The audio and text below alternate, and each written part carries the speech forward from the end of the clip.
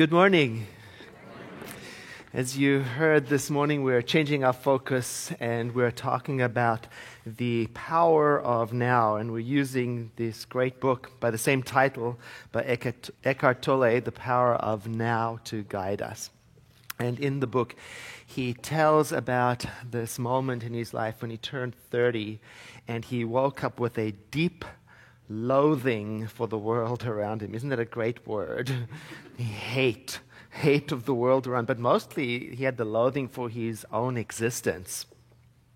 He couldn't figure out his struggles, the struggles in the world, the misery, and he had this strong longing to be annihilated, destroyed, to disappear. And he noticed, fortunately, which is like a moment of enlightenment. He noticed, fortunately, in him a thought running through. And the thought went like this: I cannot live with myself any longer. And it occurred to him, as he took a moment to notice that thought, that there were two parts in the statement. There was I, and there was myself. There's the I, and there is the self that cannot be lived with. Two parts. And in something like a moment of clarity, he thought to himself, well, maybe only one of them is real. And that began his exploration of the difference between what is real and what isn't real.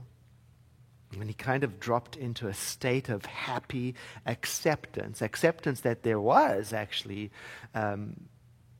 a realness to being that was not dependent on any external outcome or definition. And he started to notice the realness of the world around him as if for the first time, like he was brand new at noticing the world. And he spent months in a state of uninterrupted bliss, he says, which over time he began to become accustomed to, so it sort of lessened in its intensity, but it lingered with him in his awareness to the point where he realized that nothing that he had ever done, nothing that he was currently doing, and nothing that he would ever do could ever possibly add something to what he already had in the moment. And he wandered around like this in this state of happy realization, and people began to notice. And people began to want what he had. And they would say to him, I want what you have. And that began his journey of trying to explain his realization of the incredible power of the current moment. So he tried to tell the people who came to him, wanting what he had, he tried to tell them, you already have it. You just can't feel it. Because your mind is making too much noise. And he talks about that in the book. This noise of the mind. He talks about it from different angles. He talks about what is false in you and what is real in you. He talks about what is not now and what is now and the difference between. And he talks about how to stop taking what is false and making something out of it. How to stop taking not now and giving it all the power and giving it all the control and all of the attention. It's the sort of book you have to read with a lot of pauses. I love his humble way of sharing his wisdom like this part over here. He says, I cannot tell you any spiritual truth that deep within you you don't already know. All I can do is remind you of what you have forgotten. Thank heavens. So the question rises up then, well, what gets in the way of this deep truth that we already know. He calls it an obstacle to enlightenment. What gets in the way? What are the obstacles to enlightenment? Here's the greatest one. The identification with what is not real. The monster under the bed which isn't real, but which continues to frighten us. Everybody's got their own version of the monster. Don't you? Has anybody else got a monster? Just one. Victoria. Right, huh? Well, now, to identify with that which isn't real, apparently you have to go on a journey. You have to leave the present moment and head for the future. Or you have to depart from now and head for the past. One way or the other, you can't be in the current moment. You can't be right now, because that's where the noise of the mind is present, in the future, in the past. On the other hand, to identify with what is real, you have to have a deep affinity, a deep awareness of the current moment. You have to feel it. And he says that in that moment, you might never fully understand its nature, but you will be able to sense it as a kind of peace, a quietness of the current moment. Well, maybe the question arises for you as it does for me. Well, how is it that I come to so perfectly identify with that which isn't real? I don't do it on purpose. Well, it turns out it's a habit. And you know what contributes to it? Unsupervised thinking. You know, a lot of thinking is not real at all, but it's believed. A lot of thinking is made up, repeated stuff, but it's accepted. A lot of thinking has never been tested, never been checked, but it's defended. A lot of thinking is compulsive and generates a complicated world of never-ending problems and struggles, and yet its followers are loyal to it and identify with it. That's the noise of the mind. I love that he says in the book that from time to time it may appear that you are using your mind. But what is more accurate is that it is using you. And the problem is that you think you are your mind. That's the problem. Now it's running the show. And he says it so beautifully. Now the instrument has taken over. You see? Now instead of me driving the car is driving me. And it has no brain. And I don't know where it's going. You know, this part in the book made me think of the internet. Because, you know, the internet is not reality. Did you know that? But for many people, it might as well be. After all, these days, the internet defines everything. It is the almighty source of all meaning for everything. If I don't know something, I Google it. And so I am my own researcher, my own doctor, my own opinion discoverer. We consult with it for everything. If it's not on the internet, it's probably not a thing.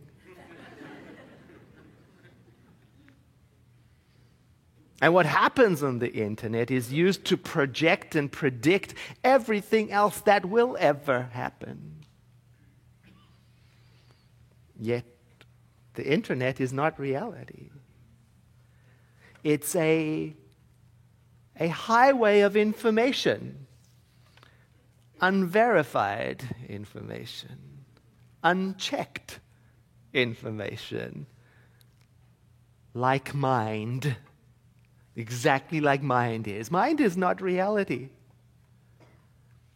It's a movie. And not everything in the movies should be believed. Did you know that?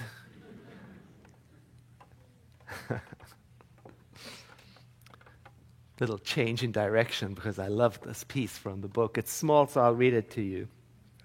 All true artists, whether they know it or not, create from a place of no mind, from inner stillness. The mind then gives form to the creative impulse or insight. Even the greatest scientists have reported that their creative breakthroughs came at a time of mental quietude. The surprising result of a nationwide inquiry among America's most eminent mathematicians, including Einstein, to find out their working methods, was that thinking plays only a subordinate part in the creative act itself. So I would say that the simple reason why the majority of scientists are not creative is not because they don't know how to think, but because they don't know how to stop thinking. Well, not just scientists, huh? People. Oh, to find the off button, wouldn't that be wonderful? I mean, sometimes we know you have the sense it might be important to just pause, but how? We have this lingering sense that it's true. We might want to have how? I was thinking about this visit I had to the Burbank, Southern California Center for Spiritual Living, and I went to the bathroom to wash my hands, and there was a soap dispenser there. You press the button to get the soap. And on the soap dispenser was the sign that said, important. But all of the soap dripping over the ears had washed away the rest of the warning. So you're left with a lingering sense there was something very important as you washed your hands that you ought to know. Like this. How do you turn it all down? So how do you turn down the volume of the thinking voices of the mind? Here it is. Are you ready? Number one. There can be no force or violence. Number two. There can be no force or violence. Number three. There can be no, don't go on automatic. That's the third part.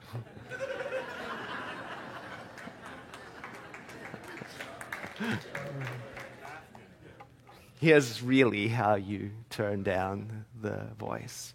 With that all in mind, it's this gentle approach. You begin to do what many people have never done. You begin to listen to the voices of your mind as often as you can. Gently listen to what your mind is doing. Now, that's going to be new for some people because they've never done that before, because they've never noticed that mind was there.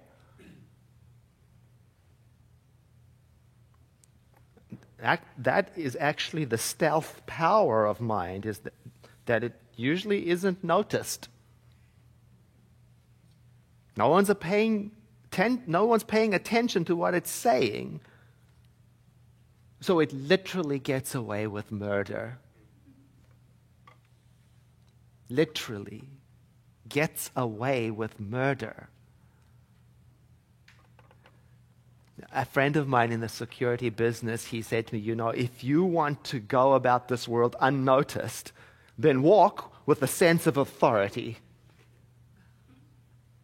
and carry a clipboard. Look like you know where you're going and knowing what you're doing, and no one will question your existence. Act as if you are on a mission. That's exactly how mind gets away without being noticed. It acts with authority. It presents itself as if it knows where it's going, it knows what it's doing. So then your job begins to be to just notice it, just to pay particular attention to the thoughts that act with great authority, the thoughts that are carrying clipboards, even though they aren't going anywhere. Have you ever had a thought that isn't going anywhere? And yet you went with it? That's the noise of the mind. So you don't fight them, no violence. You just notice them, and especially notice the ones that happen over and over again. And then if you do that after a while, you will be doing what the author calls watching the thinker. You will be in the presence of your own mind as a witness. The witness and the mind. 2. Have you ever been called to jury duty?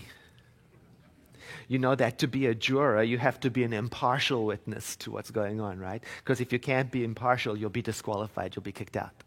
In other words, you can't make up your mind before you've heard the story. You have to be available to what's going on. And it's the same thing with your mind. You have to listen impartially. Because your job, like a juror, is you've got to sort out what is real and what is projection. And if you listen impartially, soon you will start to see that there really is a difference between what is real and what is not real. There's a difference between the voices of your mind and the I that is listening in on it. It's a quality difference, and there's such freedom that comes with knowing that not everything that takes place in mind needs to be followed or believed or experienced. And he says perhaps the most important thing that might happen if you start listening in on your mind's thinking is that you will begin to notice the momentary spaces that happen between thoughts, that they don't tailgate, they're not endless. He calls this space, or this gap, he calls it no mind, the space of no mind. Sometimes you just spot it for a second, sometimes a little longer, but when you do, what's in there, he says, is a joy that has no cause. See, the joy that comes from the mind has a cause. If I have a relationship, I will be joyful. And when the relationship goes, so will my joy. One is endless, and the other is temporal. And when you find or touch or access or experience that space between thoughts, it's not that you suddenly check out of life and become ineffective. It's not trance-like. It's not a loss of awareness and engagement. It's just the opposite. It's like a focusing of the lens, more awareness, more present, less distraction, more available. So not to confuse the place of no mind with that other thing which is called escaping through self-numbing. That's different.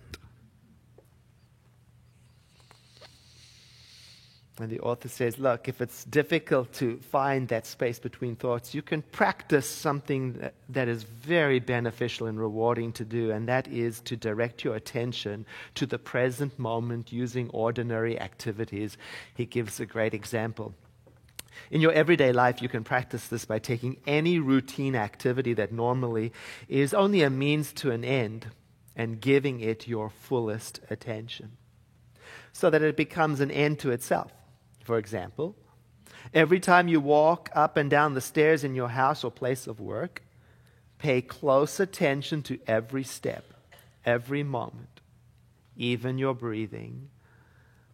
Be totally present. Or when you wash your hands, pay attention to the sense perceptions associated with the activity, the sound and feel of the water, the movement of your hands, the scent of the soap, and so on. In other words, you can use mindfulness practices to help yourself focus on the moment, like when you're making a cup of tea or coffee, or like that moment when you get in your car alone and you close the door to take an opportunity to pause for a few seconds to notice the moment, to observe the flow of your breath, to feel the sensation of the car. In other words, to practice becoming aware of the silent but powerful presence of the moment. And he says, there is one certain measure that you can count on that will help you determine whether or not you're being successful in this regard, and that is the amount of peace you feel. And he says it may come to pass that one day you will notice, you will catch yourself smiling at the voices of your mind as if smiling at a child getting up to mischief. And in that moment, you will have realized that you no longer take the content of your mind at face value, and an obstacle will have been reduced in its power and effectiveness to keep you out of the moment. I am remembering a bumper sticker that I once saw that said, "This moment is a gift from God. That is why it is called the present." And it reminded me how sometimes I don't get the gift of the present moment because I'm rushing. And I remember how it used to be that I loved unwrapping gifts slowly and mindfully. I like to ease the tape off carefully, to save the paper and to nurture the paper, not break it. It drove my friends crazy. They would say, "Unwrap it. Get to the gift. Just rip it open." And now I see I have taken that on. Now I have not got any time for unwrapping gifts. I am busy. All the time multitasking as I'm opening it. Yes, I enjoyed that. Yes, make a note, write a thank you card. My mind is running the show, and it is keeping me busy at an inhumane pace, making me more efficient. It's noisy.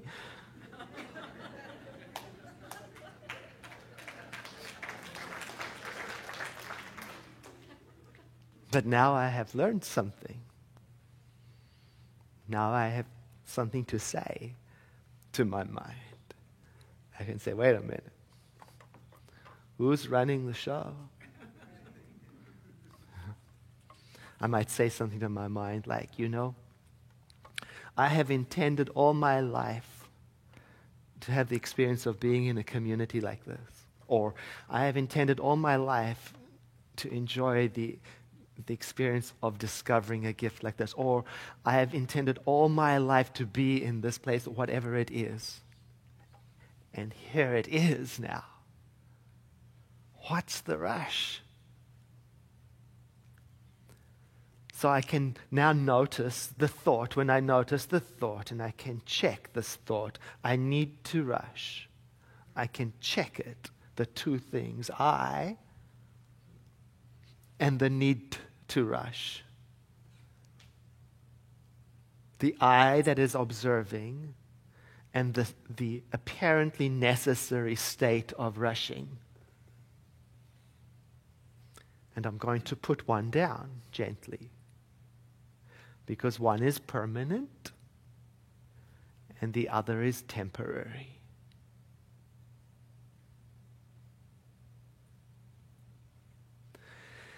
Let us pray. In the infinity of life where I am, all is whole and perfect and complete. I say these words to remind me of this thing called divinity that I'm starting my prayer with by acknowledging it as the wholeness that is present in this moment. The field of infinite possibility, the infinity of everything, stretched out in every direction and experienced only in this moment. I begin this way so that I can identify myself as being in this infinity, this endless eternity, this intelligence that creates. And not only for myself do I realize this, but for all people everywhere. So that the I that speaks this prayer now then identifies with every I wherever it is. And so there rises up in me this awareness that comes not from the chatter of my mind, but comes from a deep, deep sense of my unity with all people and all things. That I am the peace that is at the heart of God.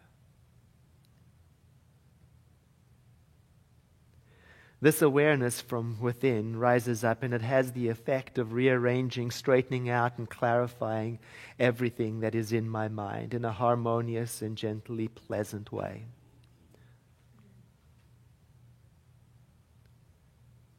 I call this healing, and it means to me a revealing of the natural state of harmony and bliss that is in every one of us and in all of creation.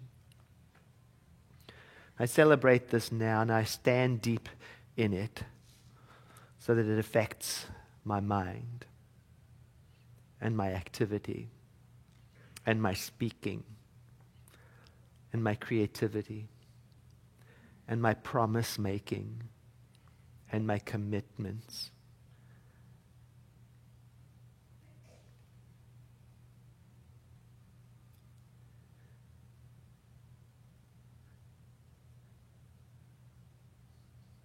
And to bring this time of prayer to a close, I invite you to breathe in with me and to exhale into a moment of quiet contemplation.